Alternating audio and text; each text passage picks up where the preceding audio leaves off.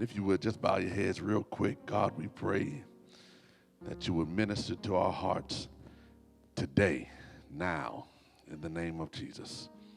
God, build us up. Build us up through the truth of your word. And God, we pray that you will continue to allow your spirit to abide in each and every one of us. God, that your name might be magnified in us and glorified in our lives. So God, we pray that you would search us, stimulate us by your word today. And we're so careful to give your name praise. All the glories will be yours. In Jesus' name we pray. Amen. Amen. Amen. It is our privilege and honor, amen, again to be before you. It's the book of Ephesians, chapter 4. And many of us know this as our key scripture. Ephesians chapter 4. And as you go into it, I'm getting my notes and everything together too. But as you go in there, many of you are familiar with it.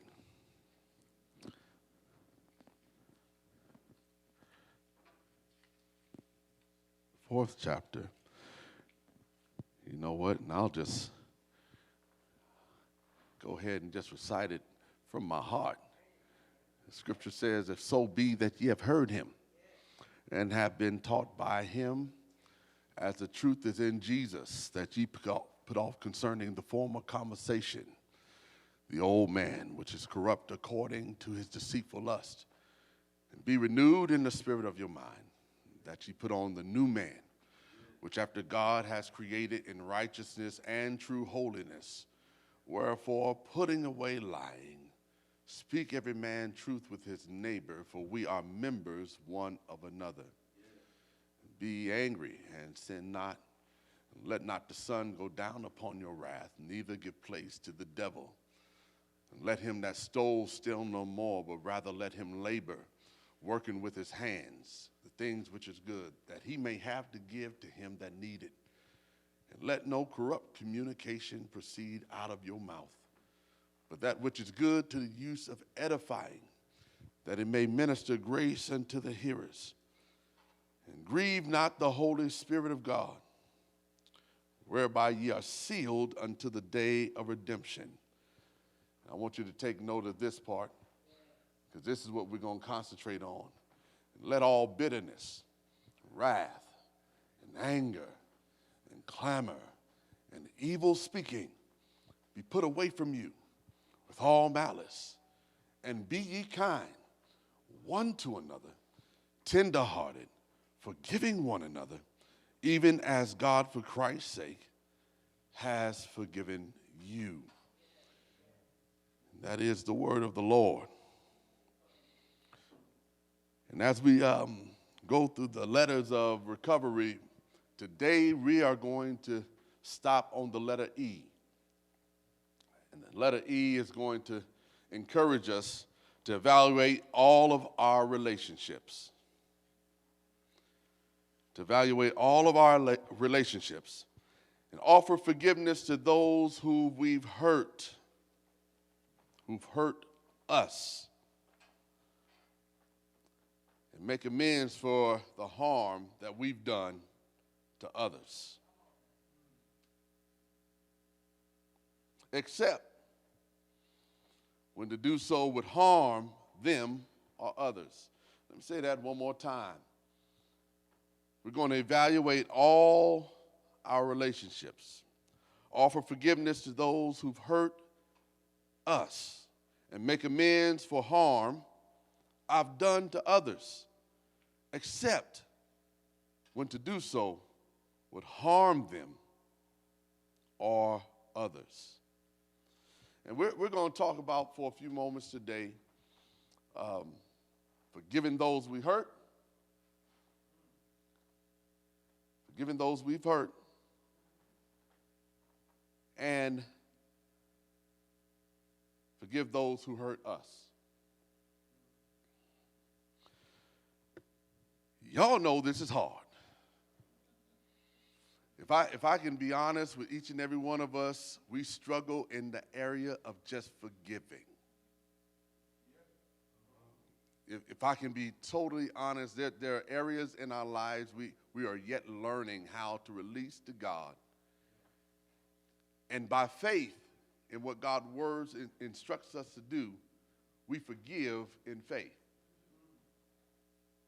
Yeah, you start off by forgiving in faith. That's what God's word says to do. But there's something about when someone hurts you, it's kind of hard to do so. Because every time you see that person, everything they done to you, it comes back to your mind. But in order for us to forgive, it takes an action on our part. It takes us to an action where we have to pull up the weeds of our past relationships, the weeds of the hurts, the hang-ups, the weeds of resistment in our life. We got to pull those things out before they take root. I'm trying to be reminded right now that I was just in my yard the other day, and I was a little frustrated, Brother Jerry. I was a little frustrated because in my garden, I'm planting some new trees. And I'm planting the new trees, and it seemed like every week I got to go out there and pick up these weeds out of the dirt. Now what happens, Brother Jariah, is that I can tell where I was strong in pulling up the root of those weeds. Oftentimes, at the top of my driveway, that's where I start. And I see very few weeds growing. But as I get to the bottom of my driveway, I get a little weary, get a little tired. And I just start pulling it from the top, which causes me to come back the next week. And the same weeds that I tried to pull out from the top, they're right back again. And they've grown deeper roots. Brother Curtis, I might not see them on the top, but somehow they've grown deeper roots into the ground. And so we all have to make this clear path in our lives. We have to make a clear path for new relationships to be developed, so that the old and for the old ones to be repaired. And so we got to take up these things out of our lives. And forgiveness is the way to do it. Now I'm going to walk hard. You know, I'm touching everybody today. I think I'm going to touch everybody today, because we all need to deal with this. If we're going to get on this great road of recovery, we need to deal with the fact that we need to forgive, and we need to be forgiven. So why do we have to forgive those who hurt us? Well, because God forgave you. That's the first thing I want to let you know, that God forgave you, and so he gave you a model, he gave you an example of what you need to do to forgive others. In fact, he forgave you when you were ignorant of what you were doing. Because even on the cross, Jesus said, God, forgive them, for they don't know what they're doing. The power of forgiveness is able to not only satisfy what you need in your life, but it can satisfy the needs of others in their lives. It can cause a chain reaction of what God really wants to do in the world. when we really learn how to forgive. The Bible says in Colossians 3:13, if God forgave me, I must also forgive other people. And never to hold grudges. Remember, the Lord forgave you, and so you must forgive. And people who feel forgiven, let me say this, people who feel forgiven, they find it easier to be forgiven. But people who feel unforgiven oftentimes find it difficult to forgive others.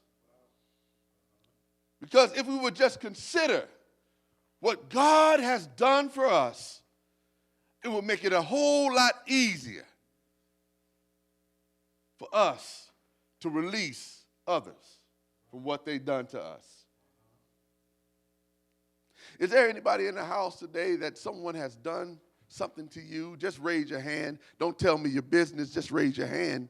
Someone has done something to you somewhere recently. Yeah, I want to say it might have been the cashier at McDonald's. They didn't get your order right.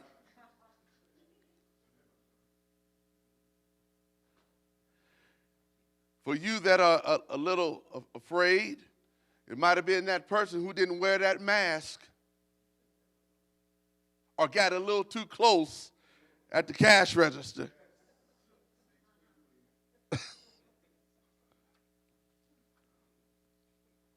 But we need to realize if God forgiven us, then we need to forgive. When we ask for forgiveness and offer it, we mark the beginning of the end of our isolation from God and from others. It's the beginning. The more you resent, the more you hold grudges against other people, the further you are from the character and the love of God, especially if we're believers. Oh, yeah, I like this. My grandfather used to call this holy quietness. He used to call it holy quietness. And listen, this is the reason why we must also forgive is that resentment just doesn't work. It don't work. It's unreasonable, it's unhelpful, and it's unhealthy. If you had your notes, you would probably be writing that down. You wouldn't wait for Wednesday's email to come out to you. It's unreasonable. It's unhelpful, and it's unhealthy. Job 5:2 says, to worry yourself to death with resentment would be foolish. It would be a senseless thing to do. You always hurt yourself. Let me say this real plain. You always hurt yourself more than you hurt the other person when you're resentful.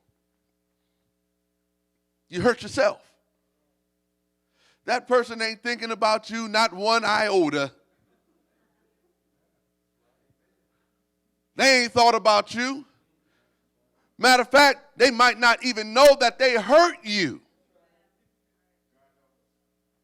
But you're walking around hurting yourself with this grudge that you hold.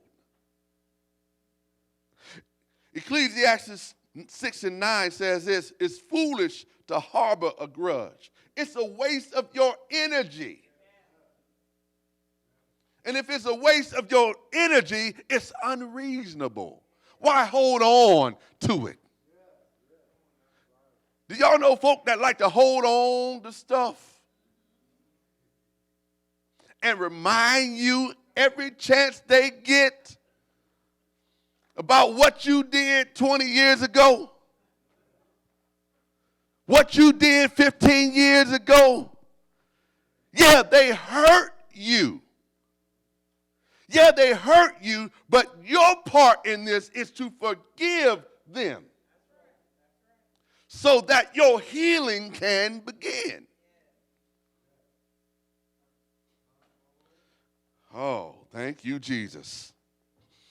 Job 18:4 says this, you're only hurting yourself with your anger or your resentfulness. You're only tearing yourself apart. You're worrying, and you're getting upset about a thing that they don't have a clue about. You're making yourself miserable. Because resentment doesn't change your past. It's not going to change your past. It's not going to change what happened yesterday. It's not going to change what happened 10 years ago. It's not going to change what happened 20 years ago, 30 years ago. It's not going to change what happened last week. Resentment doesn't change your past. And it cannot correct the problem. So it is not favorable for us to keep that on the inside. It doesn't change the person that you're mad at. It doesn't even hurt the person that you're mad at. But it hurts you. It hurts you, and it hurts you alone. Makes you miserable. Doesn't make you feel better. Oh, I've shared with you all the testimony of when I had gotten married and the young lady had a baby out of wedlock, and I couldn't deal with that. I said, Deanna, I couldn't deal with that, and so I got a divorce. Now I'm opening up a little bit. Here I am. I got a divorce. And you know, I had every reason to be upset with her. In fact, I got the divorce, and I would tell everybody what she did. Y'all know what we do when we're resentful. I told everybody. I told my mama, I told my grandmama, I told my papa, my pastor, I told the people in church. I said, yeah, she did all of that. And I wanted someone to pat me on my back. It's going to be all right.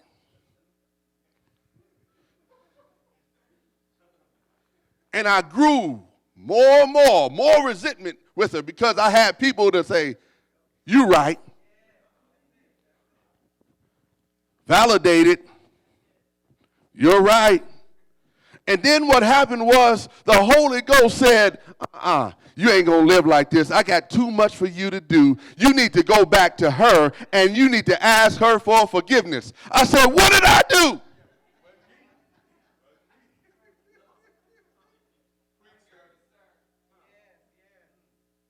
I said, what did I do? Brother Jerry, I was working hard. I was in the Navy. I was on the water.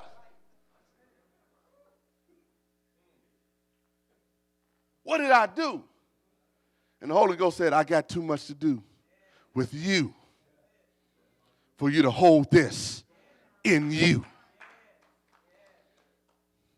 So I took my little obedient self, seeing her with her new husband, with her new man, with her new babies. Then the Holy Ghost didn't stop me just right there. He said, won't you help their church? Won't you help their program? And I said, what in the world are you trying to, what is this?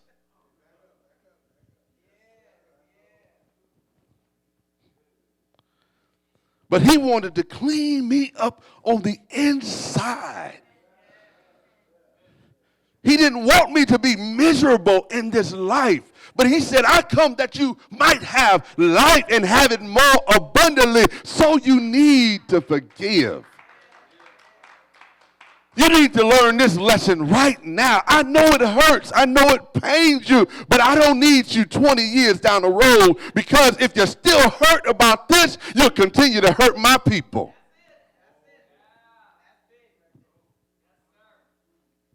Because hurt people.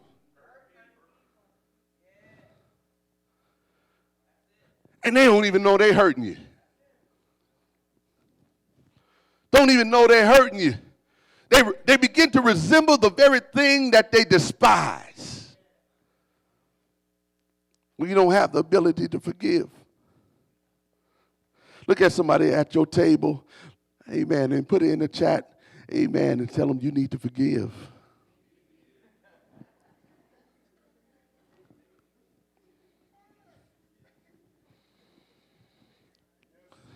That's what you need to do.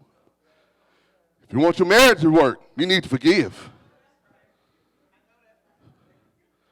Whoo! I told y'all on Wednesday night, the Holy Ghost took me out that shower and took me to my wife. I'm sorry, baby, I'm sorry.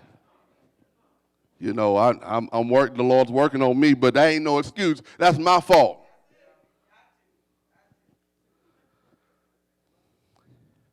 Because when you hold it, the most unhappy person is you. So it's unreasonable and it's unhelpful for you. It also makes you unhealthy.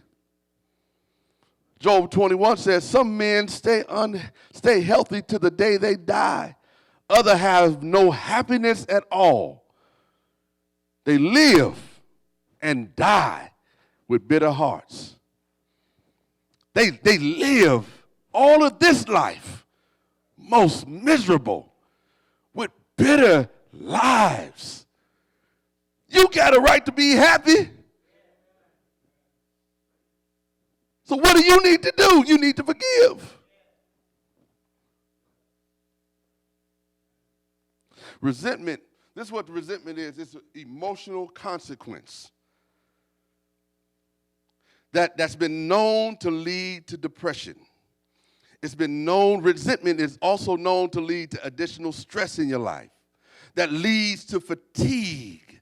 And nothing drains you more than emotionally being bitter. It drains your energy. You'll find yourself sitting in a dark corner, depressed, hurting, and it affects the rest of your life. It can cause stress to be in your life, and you go to the hospital for one thing, and they start giving you pills the next day. It's unhealthy when you harbor these emotions.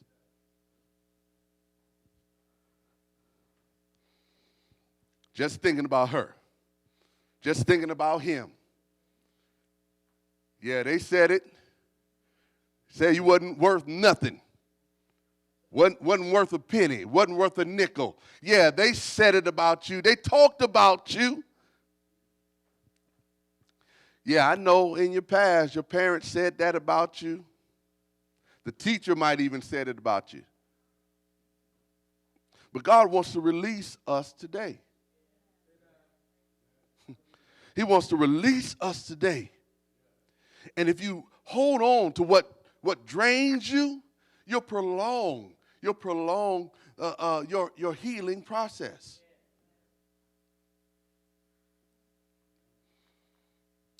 Yeah, thank you, Lord. Slow rain.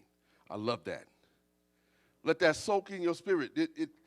You'll prolong it. And we don't want to prolong it because we need forgiveness. We need it for our future.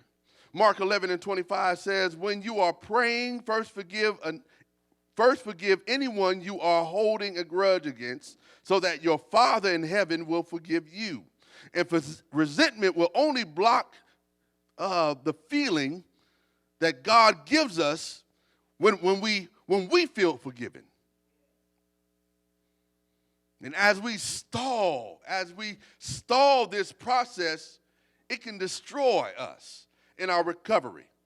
Forgiveness breaks the negative cycle, and it doesn't settle all the questions of blame or justice or fairness, but it does allow relationships to heal. We're going to need to be forgiven. We don't want to burn the bridge, the same bridge we got to cross over. Forgiveness is absolutely a two-way street. It's a two-way street. And a lot of times we put matches to it. Matches to our gateway to God and our relationship growing with God and with other people by trying to burn the bridge. What would you want? What would you desire for someone to do for you? Let me take you through this real quick. How do I forgive others? I have to reveal my hurt. You have to admit that you hurt. And they have to know it. They have to see it. In fact, you might want to write it on a piece of paper. I told y'all to do this the other Wednesday. I've been writing so much. I said, Lord, am I saved?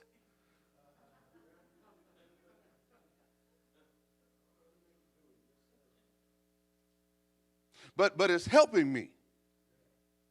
Let me tell you, it's helping me because I can't always go back to that person 20 years later.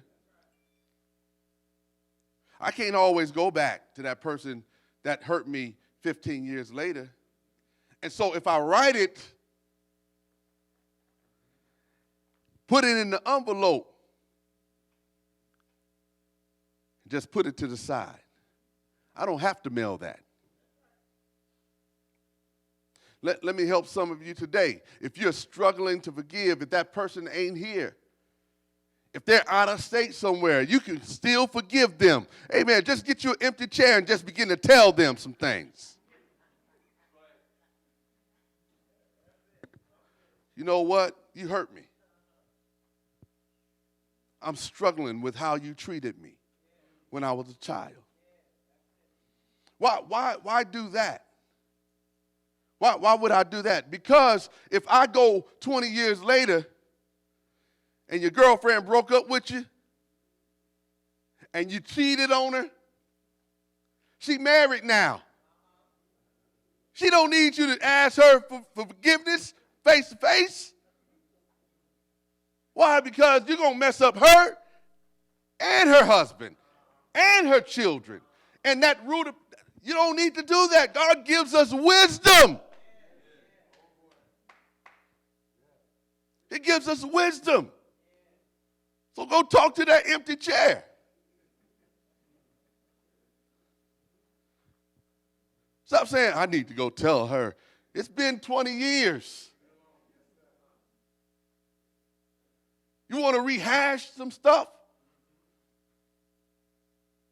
That's why the Bible says when you're about to make a sacrifice, he says, and when you remember, right then, you go to that person. You don't wait and let it stew.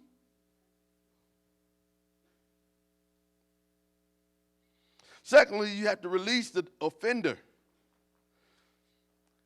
It's for not only your sake, but it's for theirs.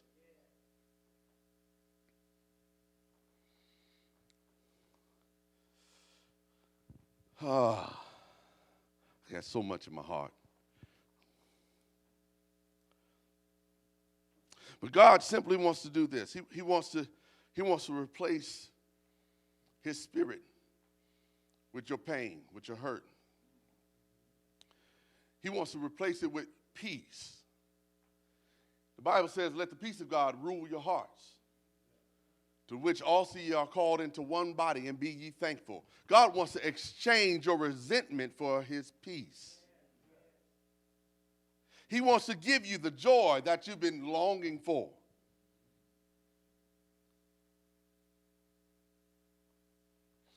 In fact, God, what he wants to do, he wants to give you your peace. I wrote down, he wants to give you your peace for your pieces. For all these little things that you hold against others. He wants to give you peace for that. And not only that, he wants you to make amends for those you hurt. You done messed up some lives. I done messed up some lives. And if God ain't talking to us personally, something is wrong.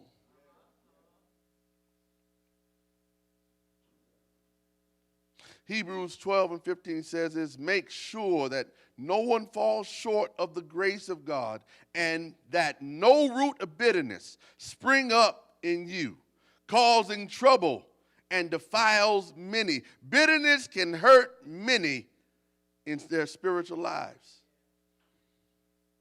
God wants to heal in areas of our lives and give us joy again. Give us our peace back. So we make a list. Again, we make a list. Is there anyone you hurt? I'm going to close my eyes and ask this question, because some people in here are saying, I'm not capable of doing that. You're saying, I'm not capable of hurting somebody else. Let me help you. Is there anyone I'm guilty of trying to control? Is there anybody that I owe money to and I ain't paid them back? I'm waiting for 7 years. I'm keeping my head down. Let me keep my head down.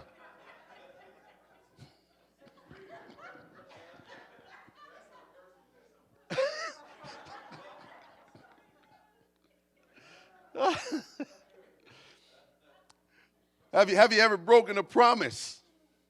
You said you was going to do something. Keep my head down. Broken a promise to anyone? Have you ever broken a promise to a spouse, a child, a brother, a sister, employee, a friend? Is there anyone that you are hypercritical of? Every time you see him, like, oh, no, she just didn't tie her shoes right.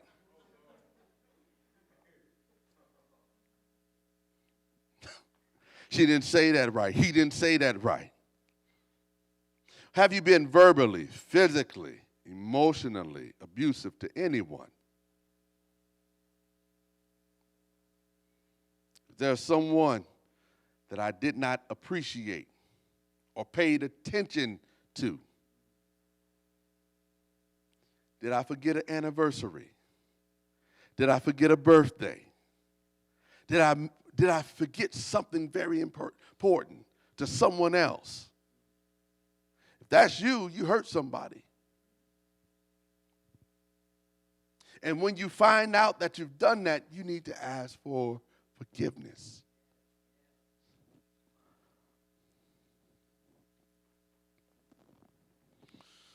And so when you're thinking about how to go about doing this, think about how you would want somebody to receive you or to give you words of forgiveness. How would you want that to come to you?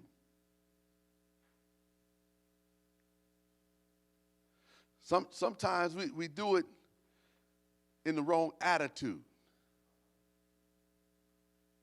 In other words, we do it with an attitude where we try to simply just kind of excuse our behavior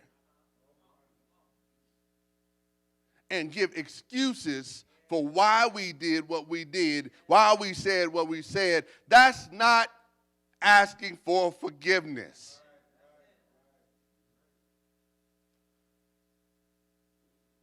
Whenever you do that, you're trying to validate what you did. And it reiterates why you did it. And are you truly forgiving? Asking for forgiveness, rather. In other words, and another thing the Bible says, that there's a time for everything. A season for everything. Don't be trying to do it in the middle of church while worship is going on. And you say, give me the mic, give me the mic, give me the mic.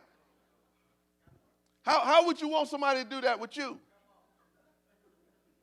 I want to sell Sister So-and-so You don't do that.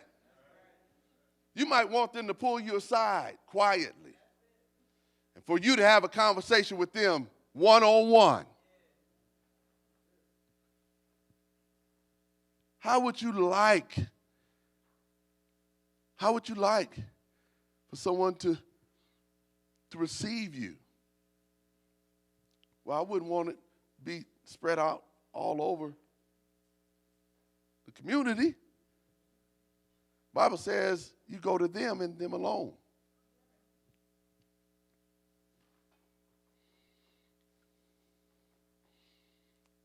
Because eventually we want to get our lives together. We want to get our lives right, so we have to do it appropriately. We want to get our lives where we can focus on God. We want to get our lives in a place where nothing is hid.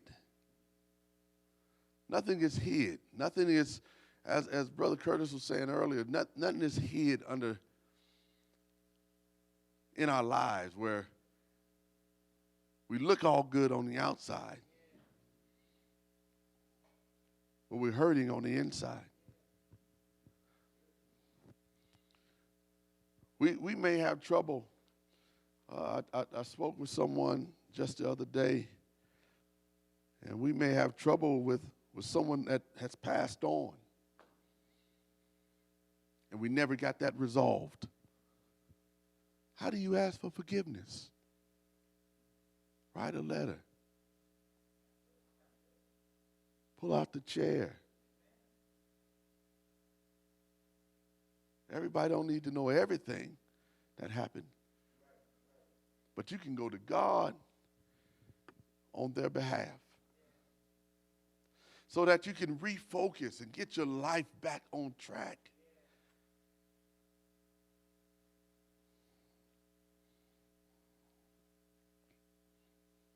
God wants to heal us from these past experiences. He wants to heal us from these past experiences. And he wants to expose us to a healing that we've never experienced before.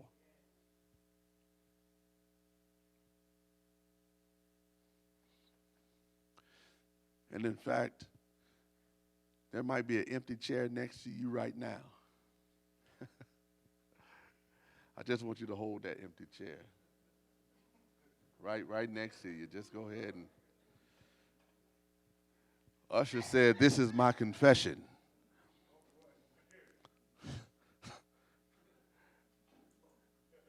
And some of us need to make moves, put into action, amen, and bring confession in our life so we can get a healing. Been holding on too long. You've been hurting too long. How do I know I'm over it then, brother pastor? When you think about that person, when you don't feel a certain type of way about them. That's when things are getting better. That's when the process is working. That's when healing has begun. You can't say, Timmy, and then be like, Timmy, and you start rolling your eyes. You can't think about Johnny and Bill and Casper and Jasper, and then all of a sudden you hear the name and you just don't want to hear the name anymore. You're not healed yet. You might need to go back and work on some stuff.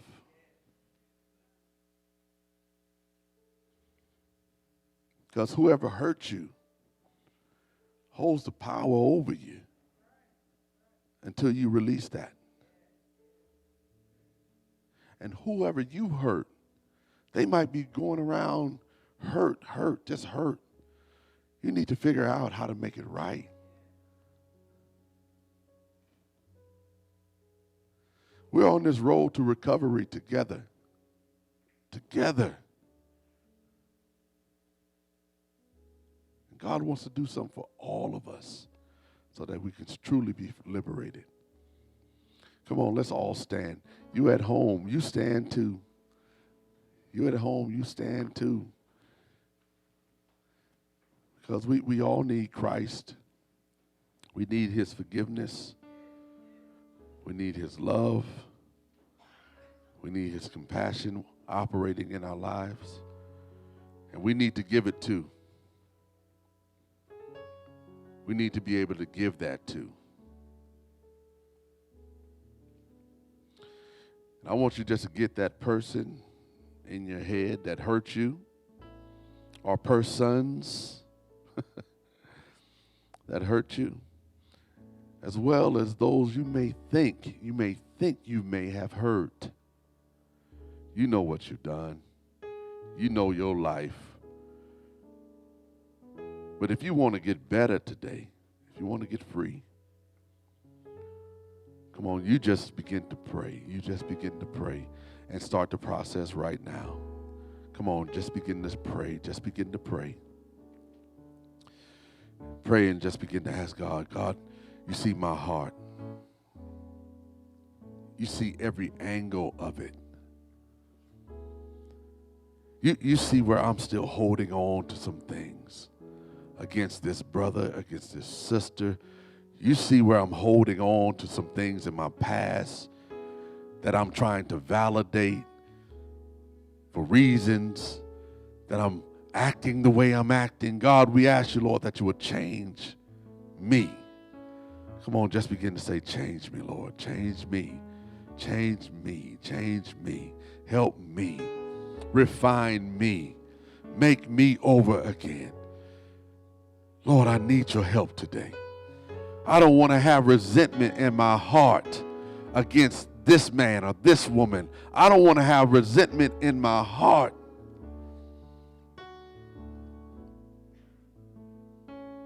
So God, I pray that you wash me now. I need to start this process now.